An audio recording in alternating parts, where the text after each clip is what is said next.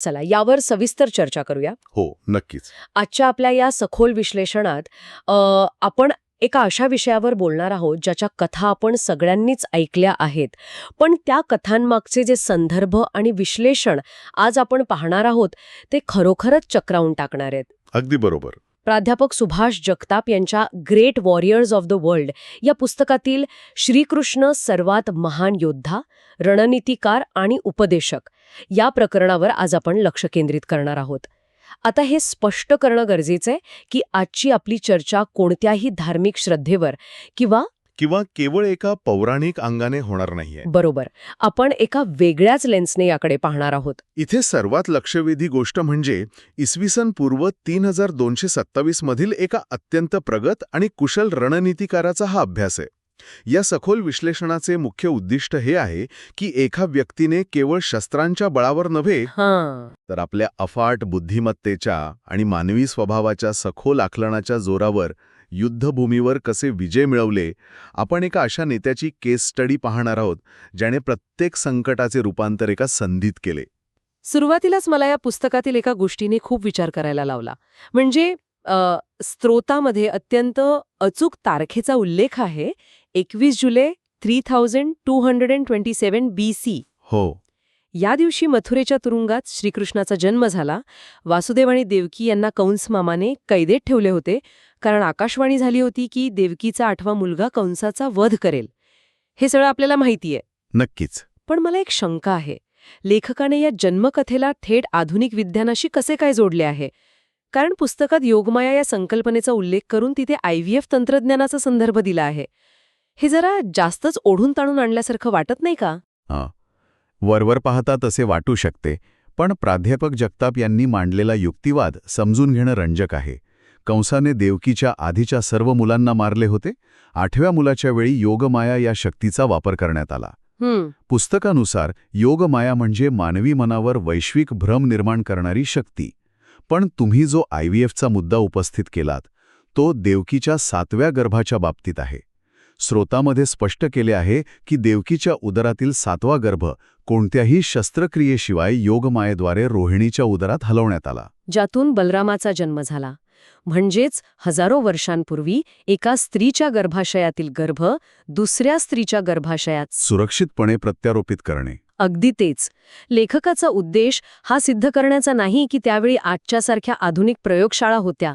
त्यांचा मुद्दा हा आहे की ज्या प्रक्रिया आपण आजच्या काळात प्रगत विज्ञानाचा आविष्कार मानतो त्या संकल्पना त्या काळात अस्तित्वात होत्या. अरे बापरे. कोणत्याही आधुनिक उपकरणांशिवाय गर्भाचे असे स्थलांतरण करणे ही केवळ एक भावनिक कथा नसून तत्कालीन वैद्यकीय ज्ञानाचा तो एक पुरावा असू शकतो असा विचार करायला हे पुस्तक भाग पाडते. हा विचार खरोखरच अवाक करणार आहे. पण या जन्मकथेनंतर जो प्रवास सुरू होतो तो एका बाल योद्ध्याचा आहे. पुस्तकात वयाच्या 2ऱ्या, 5व्या आणि 7व्या वर्षातील घटनांचे खूप सविस्तर वर्णन आहे. होय. उदाहरणार्थ, वयाच्या अवघ्या 2ऱ्या वर्षी विषारी दूध पाजून मारण्याचा प्रयत्न करणाऱ्या पुतना राक्षसिणीचा वध. त्यानंतर 5व्या वर्षी तृणावर्त नावाचा राक्षसाने आकाशात उडवून नेल्यानंतर त्याला नुसत्या हातांनी मारणे आणि अघासूर नावाच्या महाकाय राक्षसाचा नाश करणे. मला इथे असा प्रश्न पडतो की एक वाचक म्हणून आपण या बालपणीच्या कथांवर एवढा वेळ का द्यायचा?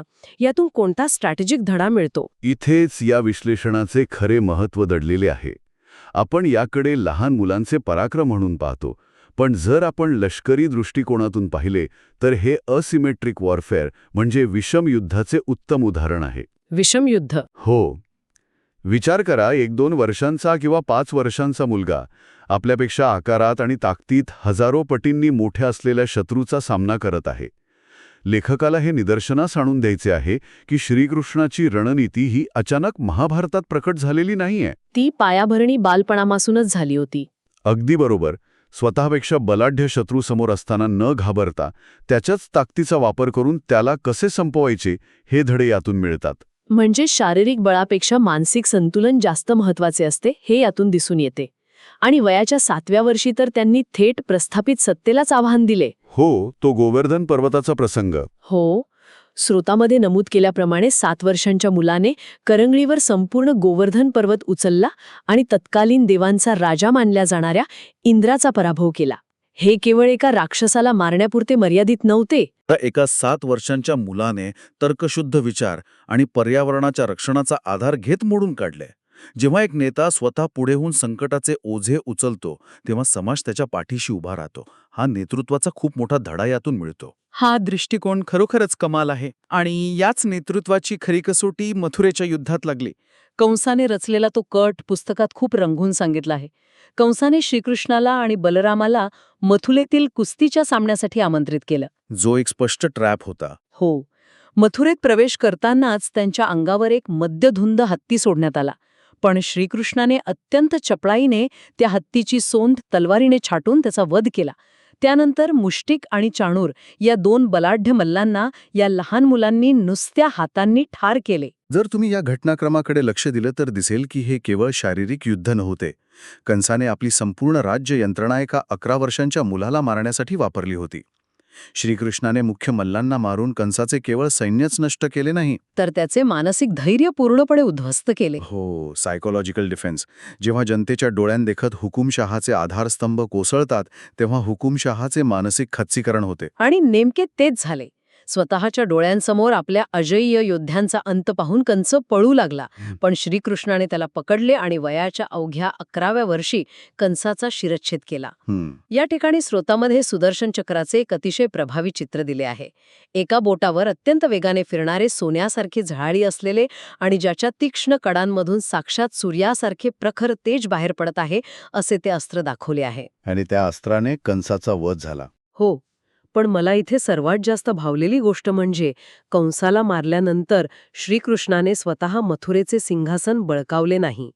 त्यांनी आपले आई-वडील आणि कंसाचे वडील उग्रसेन यांना तुरुंगातून मुक्त केले आणि उग्रसेनला राजा बनवला. हाच तर खऱ्या मुत्सद्दी नेत्याचा सर्वात मोठा गुण आहे, स्वतःला सत्तेचा मोह नसणे. त्यांनी एक जुलमी राजवट संपवली, पण स्वतः राजा न बनता त्यांनी एका कायदेशीर वारसाला गादीवर बसवलं. म्हणजे धर्माची स्थापना केली. अगदी. यामुळे एक सकारात्मक संदेश गेला की हा लढा सत्तेसाठी नसून न्याय आणि सुव्यवस्थेसाठी होता.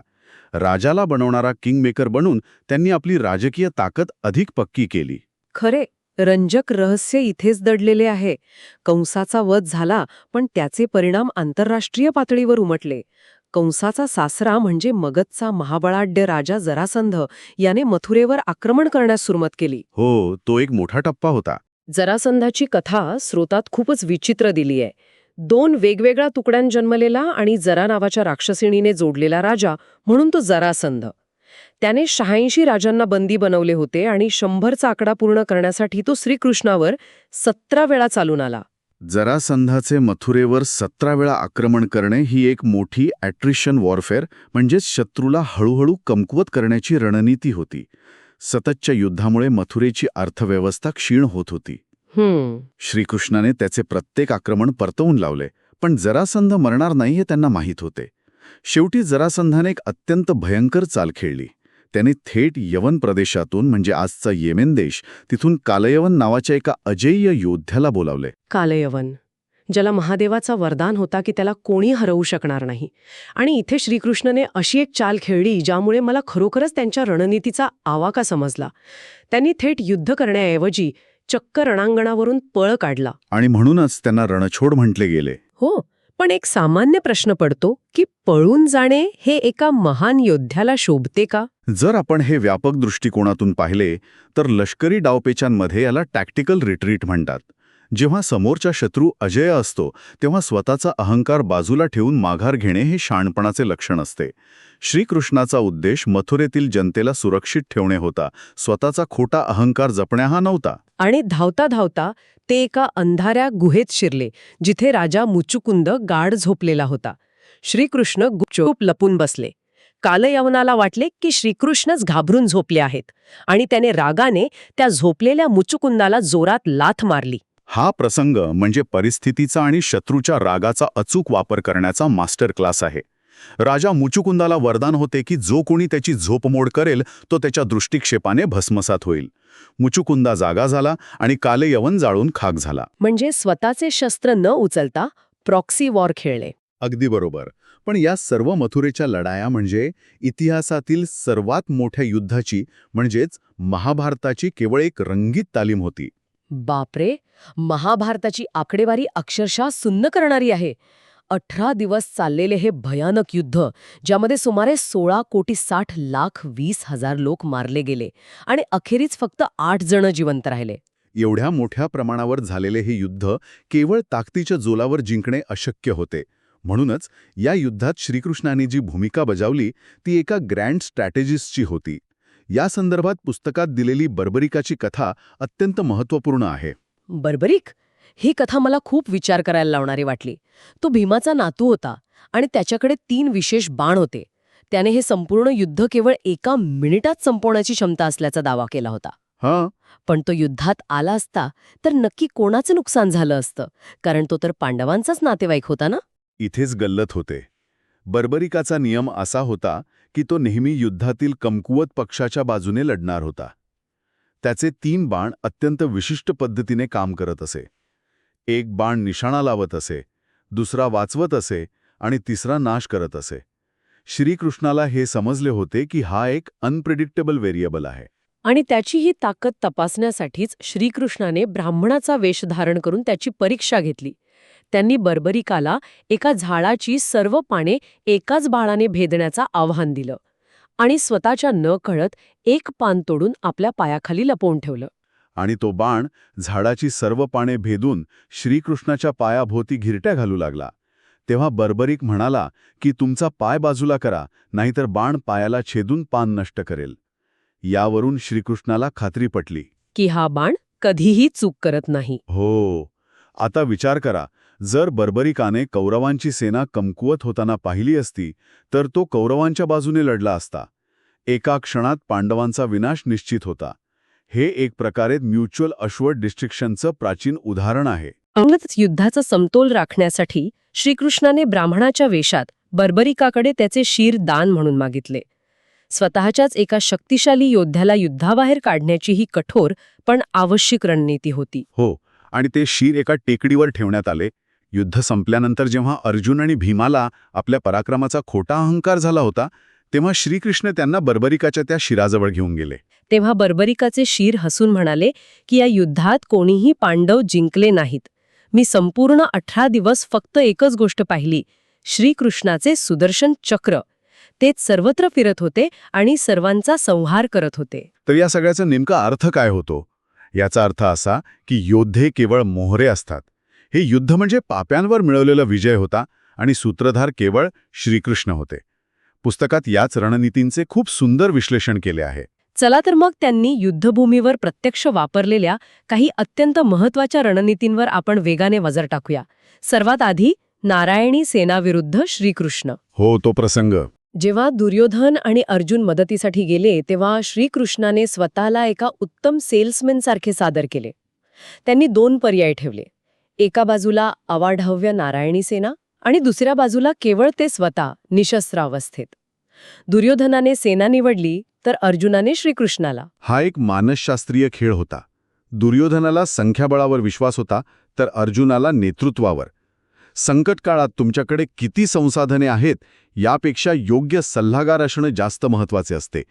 आणि पुढे युद्धात हेच सिद्ध झाले. जसे भीष्मांच्या बाबतीत घडले. अगदी.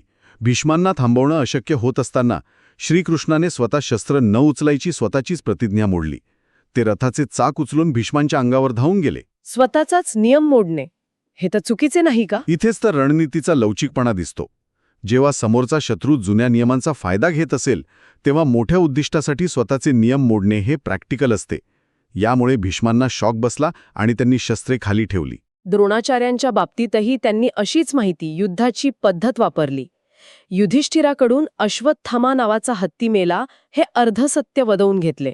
शत्रूचा भावनिक कच्चा दुवा शोधून त्यावर प्रहार करणे.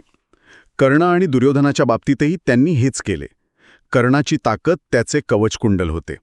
श्रीकृष्णाने थेट पहाटेच्या वेळी इंद्राला याचक म्हणून पाठवले. हे प्रिएम्प्टिव्ह स्ट्राईकसारखे आहे. आणि दुर्योधनाची आई गांधारी जेव्हा आपल्या दृष्टीने दुर्योधनाचे शरीर मजबूत करणार होती तेव्हा श्रीकृष्णाने दुर्योधनाला विवस्त्र जाण्यापासून रोखले ज्यामुळे त्याची मांडी कमकुवत राहिली. आणि गदा युद्धात युद्धाचे नियम मोडून भीमाला त्याच मांडीवर प्रहार करण्याचा इशारा दिला. जयद्रथ वधाच्या वेळी तर त्यांनी थेट पर्यावरणाचाच वापर केला. सुदर्शन चक्राने सूर्य झाकून टाकून असा भ्रम निर्माण केला की रात्र झाली आहे. या सर्व घटनांवरून एकच निष्कर्ष निघतो: परिस्थितीचे अफाट ज्ञान आणि अंतिम ध्येय गाठण्यासाठी मार्गांमध्ये बदल करण्याची तयारी. पण ही सगळे केवळ बाह्य युद्धांबद्दल झाले. स्रोताच्या अगदी शेवटी प्राध्यापक जगताप यांनी भीतीवर आधारित एक अत्यंत प्रभावी कथा दिली आहे. होय, ती भीतीच्या राक्षसाची कथा. ती कथा माझ्या मनावर कोरली गेली आहे. या कथेनुसार एकदा रात्री श्रीकृष्ण आणि बलराम एका घनदाट जंगलातून प्रवास करत असतात. आधी बलराम पहारा देतो आणि श्रीकृष्ण झोपतो. आणि तिथेच ती घटना घडते. बलराम पहारा देत असताना जंगलातून एक भयंकर राक्षस येतो. बलराम घाबरतो आणि जसा बलराम घाबरतो तसा तो राक्षस आकारात आणखी मोठा होऊ लागतो. नंतर बलरामाची वेळ संपते, तो झोपतो आणि श्रीकृष्ण पहारा देण्यासाठी उठतो. तो राक्षस पुन्हा भयानक आवाजात ओरडतो. पण यावेळी श्रीकृष्ण अजिबात घाबरत नाहीत. ते अत्यंत शांतपणे विचारतात, तुला काय हवे आहे? आणि कथेचा सर्वोच्च बिंदू इथेच आहे. जसा श्रीकृष्ण हा प्रश्न विचारतो तो राक्षस आक्रसू लागतो. श्रीकृष्ण न डगमगता पुन्हा शांतपणे विचारतो, तुला काय हवे आहे? तसतसा तो राक्षस लहान होत जातो. शेवटी तो एका किड्या एवढा होतो आणि श्रीकृष्ण त्याला आपल्या धोत्राला बांधून ठेवतो. सकाळी जेव्हा बलराम घाबरून सांगतो तेव्हा श्रीकृष्ण तो छोटासा किडा बलरामाला दाखवतात. ही कथा वाचताना अंगावर काटा येतो. पण यातून जो मानसशास्त्रीय धडा मिळतो तो काय आहे? यामुळे एक अत्यंत महत्त्वाचा प्रश्न उभा राहतो की आपले भय नक्की काय आहे. ही कथा केवळ जंगलातील राक्षसाची नाहीये. जेव्हा आपण संकटाला घाबरतो तेव्हा ती समस्या आपल्या कल्पनेत आपल्यापेक्षा मोठी होते. पण जेव्हा आपण न घाबरता धैर्याने उभे राहतो आणि विचारतो की तुला काय हवे आहे, तेव्हा ती भीती लहान होऊ लागते. भगवद्गीतेतील शिकवण देखील हीच आहे: सत्य, नैतिकता आणि स्वतःच्या भीतीवर मिळवलेला विजय. जेव्हा तुम्ही आतून निर्भय असता तेव्हा बाह्य परिस्थिती तुमच्यावर राज्य करू शकत नाही. खरंच किती सखोल अर्थ दडलेला आहे यात. केवळ युद्धभूमीवर नाही तर स्वतःच्या मनावर कसे राज्य करायचे हे यातून शिकायला मिळते. आता या विश्लेषणाच्या शेवटी मी श्रोत्यांसाठी एक विचार करायला लावणारा मुद्दा मांडू इच्छिते. नक्कीच. आपण सुरुवातीला पाहिले की श्रीकृष्णाने वयाच्या अवघ्या 7व्या वर्षी देवराज इंद्र याचा पराभव केला होता. मग श्रीकृष्णाची रणनीती ही केवळ राक्षसांना मारण्यापुरती मर्यादित होती का?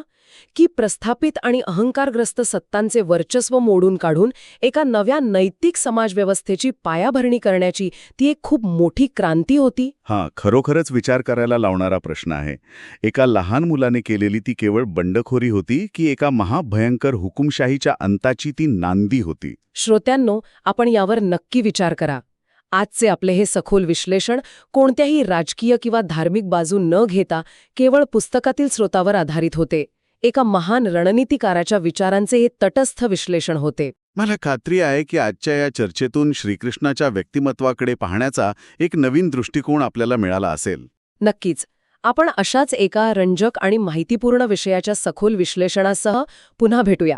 तोपर्यंत असेच नवनवीन विचार करत रहा आणि शिकत रहा. चला तर मग लवकरच पुन्हा भेटूया.